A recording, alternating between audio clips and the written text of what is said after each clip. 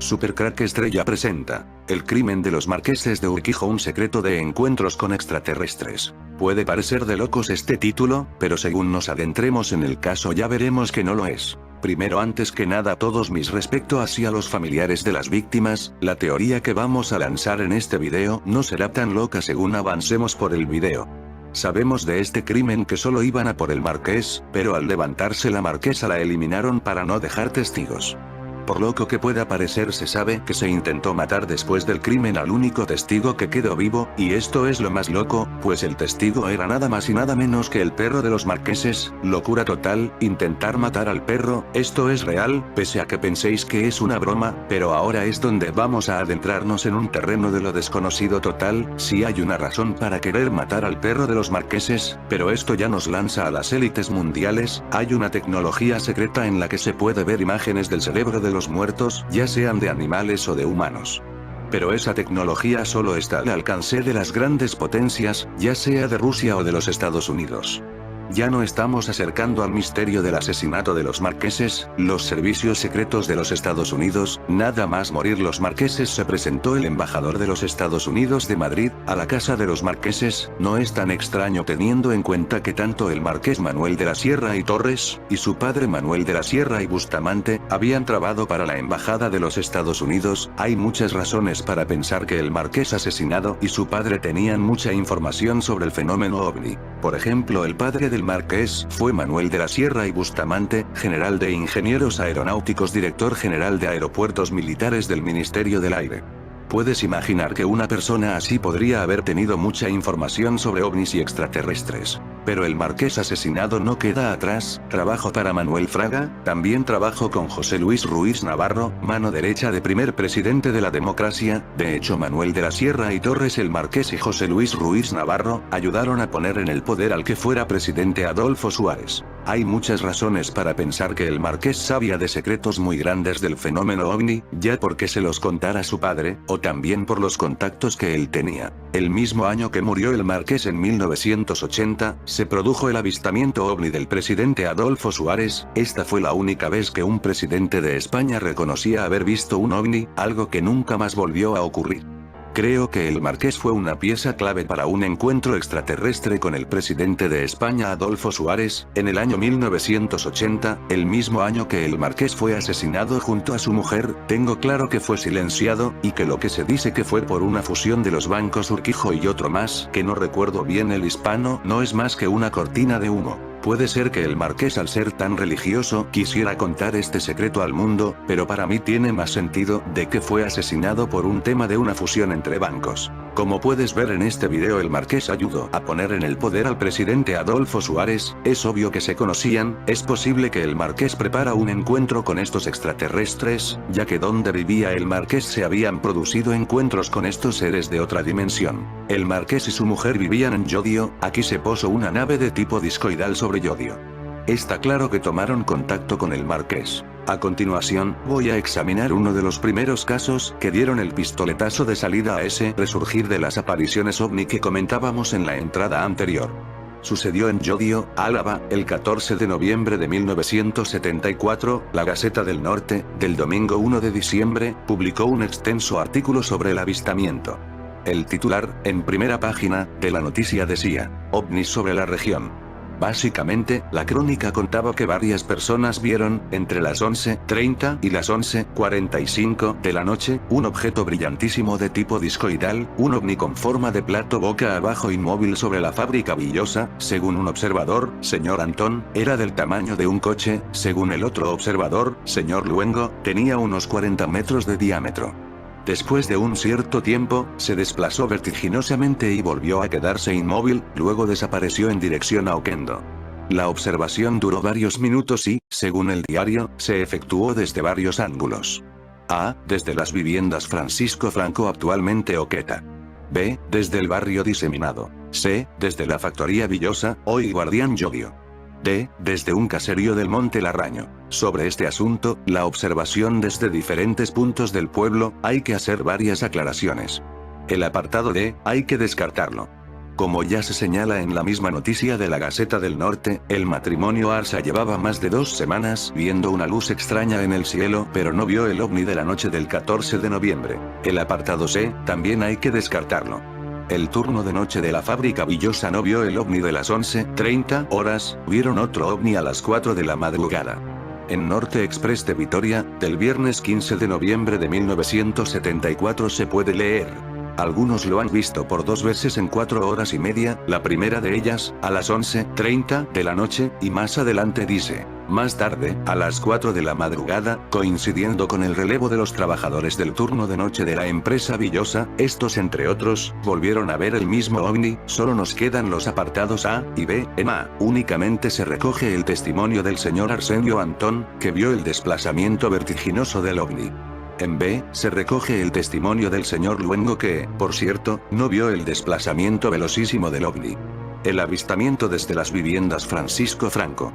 El día 20 de abril de 1980 tuve una conversación telefónica con el señor Arsenio Antón Pecharromán, de 40 años de edad, y este es un resumen de la descripción que me hizo de su observación. Desde la ventana de su domicilio, y hacia las 23:30 horas locales, observó lo siguiente. Era como una luz brillante, pero la verdad es que casi no se le podía mirar. No se veía más que un foco de luz brillante que le miraba si hacía mal a la vista, pero nada más. Cuando el testigo descubrió la luz, esta se encontraba inmóvil sobre el campo de fútbol, ubicado hacia el este, no emitía sonido y era de color amarillento, cree que estaba a unos 200 metros de altura y 500 de distancia, estuvo un rato allí, luego se marchó de saliente a poniente, se marchó a una velocidad vertiginosa, verlo desaparecer por un lado y aparecer por el otro lado a una velocidad vertiginosa. La observación duró, en total, unos 15 minutos. El señor Antón, que cree un poco en estas cosas, estaba bastante molesto porque había aparecido su nombre en el periódico y algunos vecinos, después, se mofaban de él. El avistamiento desde el barrio diseminado. El testimonio de Juan María Luengo, de 20 años, lo tomamos de la noticia de prensa, ya que es muy aclaratorio. Yo lo vi así a las 11:30 de la noche. Estaba sobre la fábrica Villosa o quizá un poco más allá, sobre la vertical del Arraño Grande, hacia el este. No sabría exactamente.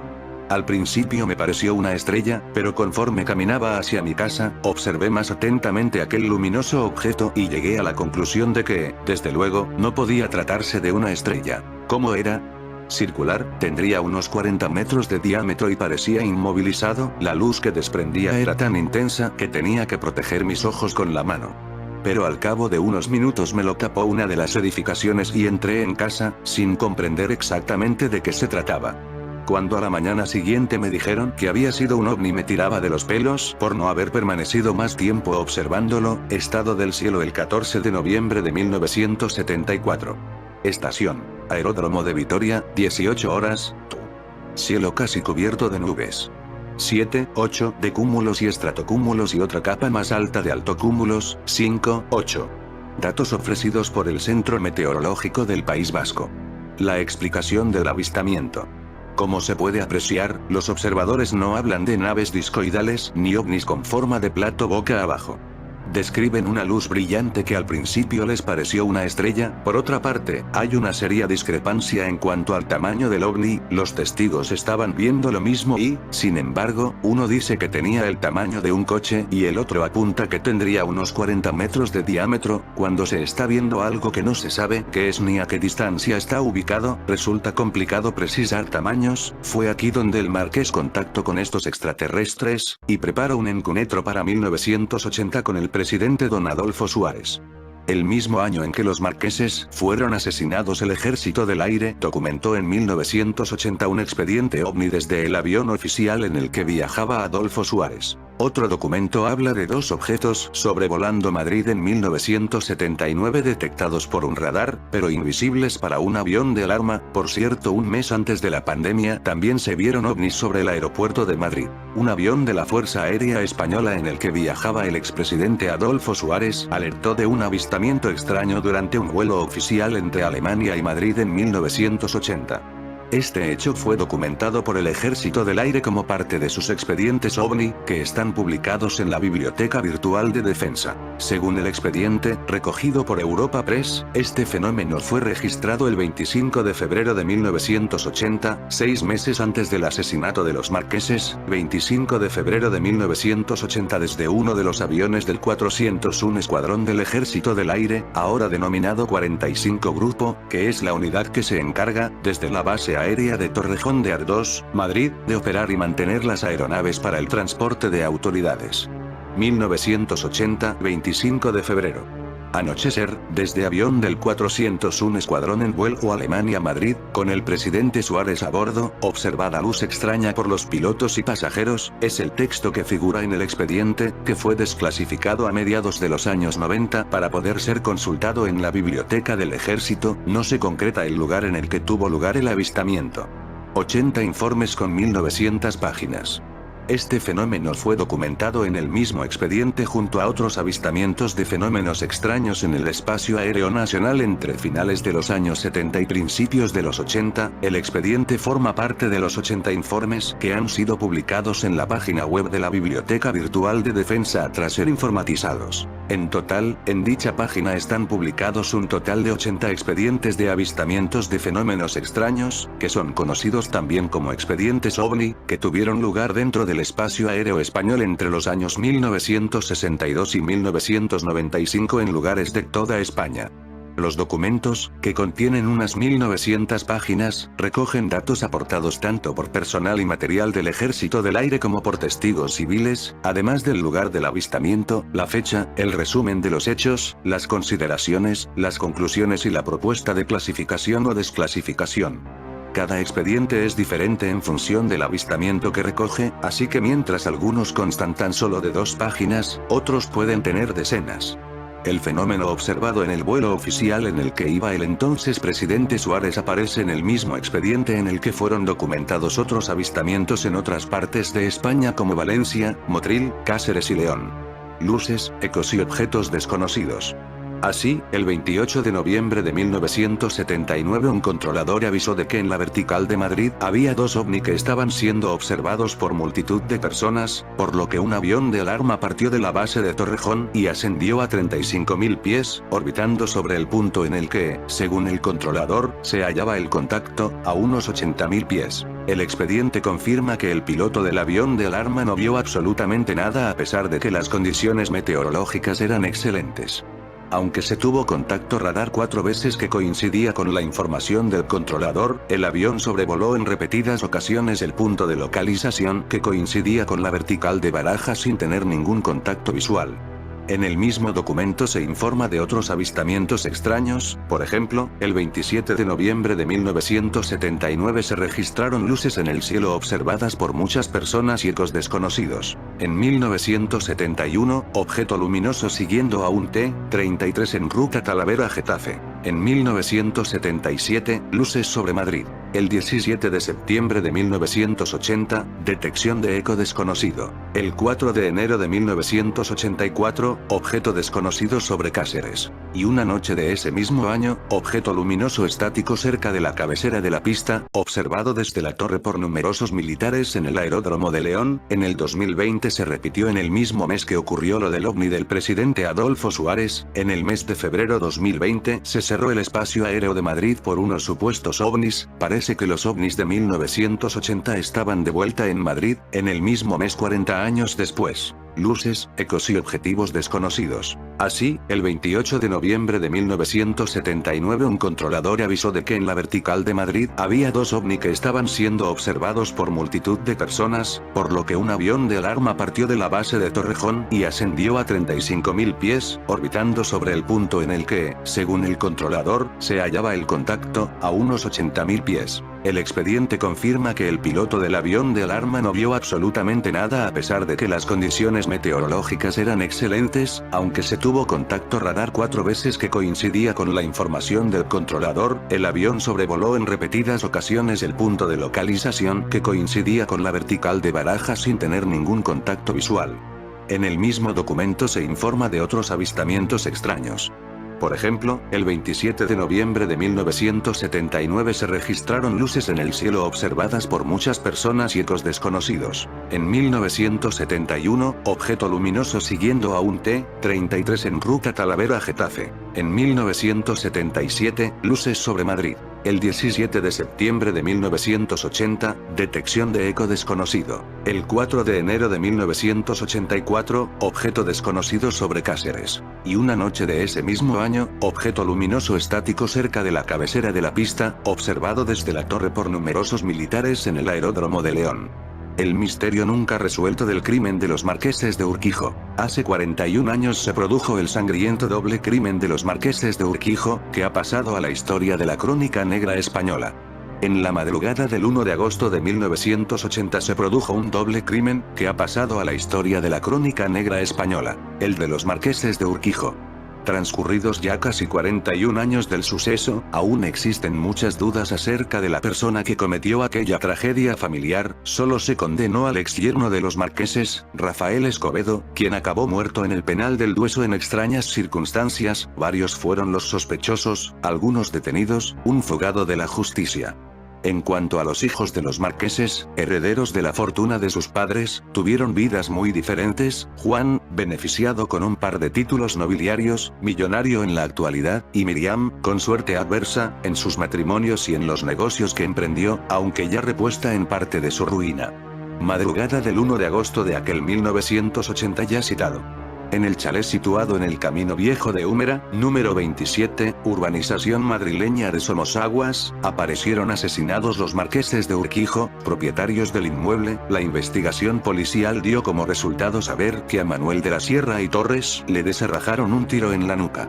El matrimonio hacía tiempo que dormía separado. Al escuchar el disparo, María Lourdes de Urquijo y Morenés se despertó en la habitación contigua y en pocos segundos perdía la vida con 2 disparos de pistola en la yugular y en la boca.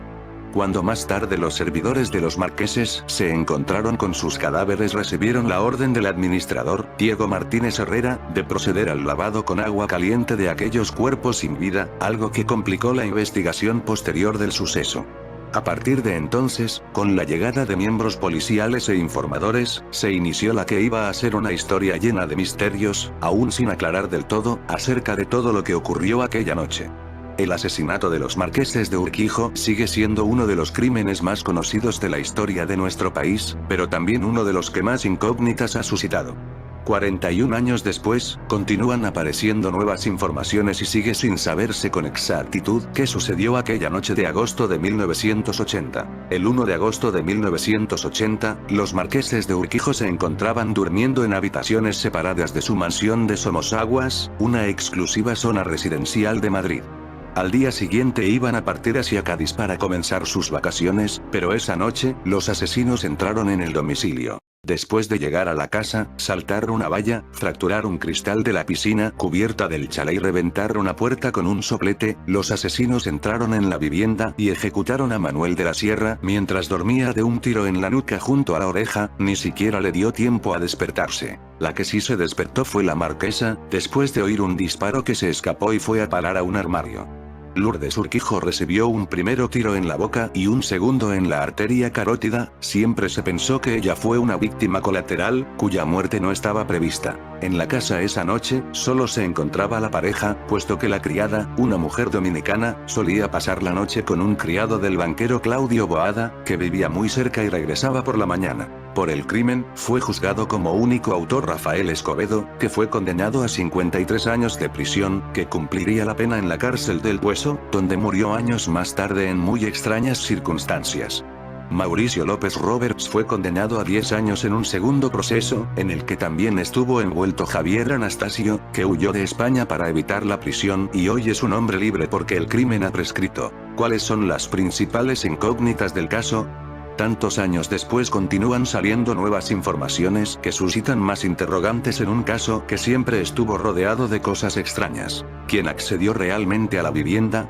Todavía se desconoce quién o quiénes accedieron a la vivienda aquella noche del 1 de agosto de 1980, solo hace falta leer la sentencia que condenó a uno de los autores, que recogió la frase de solo o en compañía de otros. Diego Martínez Herrera, amigo de la infancia. En las primeras horas tras el crimen comienzan a pasar cosas extrañas. El administrador de los marqueses y amigo de la infancia del marqués, Diego Martínez Herrera, acudió a la mansión vestido de riguroso luto, aunque se supone que se enteró del crimen al llegar al chalet. Es quien tomó las primeras y discutibles decisiones. Ordenó lavar los cuerpos de los marqueses y destruir unos cuantos documentos de la caja fuerte. Miriam de la Sierra y Rafael Escobedo. Esa misma mañana, llegó a la casa la hija de los marqueses, Miriam de la Sierra, que vio llegar al domicilio a su exmarido, Rafael Escobedo, y le espetó que qué hacía allí. El matrimonio se había roto 6 meses antes y en el momento del crimen, la mujer salía con Richard Dennis Reu. Juan de la Sierra, el otro hijo de los marqueses, estaba en Londres en el momento del asesinato. Se descartó el robo y se investigó el entorno cercano. El robo quedó descartado desde el primer momento, porque los asesinos no se llevaron nada de la mansión, y se investigó la vía terrorista, ya que el terrorismo etarra estaba en auge por aquella época. Sin embargo, se descartó y comenzó a investigarse al entorno más cercano. El inspector José Romero Tamaral halló una información interesante. El hijo de las víctimas, Juan de la Sierra, frecuentaba un grupo de amigos, niños ricos y ociosos, entre los que se encontraban Rafi Escobedo, que se casó con su hermana, y Javier Anastasio. La información llevó hasta el padre de Rafi, Miguel Escobedo, aficionado al tiro olímpico y con varias armas a su disposición. La pistola con la que mataron a los marqueses era, precisamente, una pistola Star del calibre 22, habitualmente empleada en competiciones de tiro.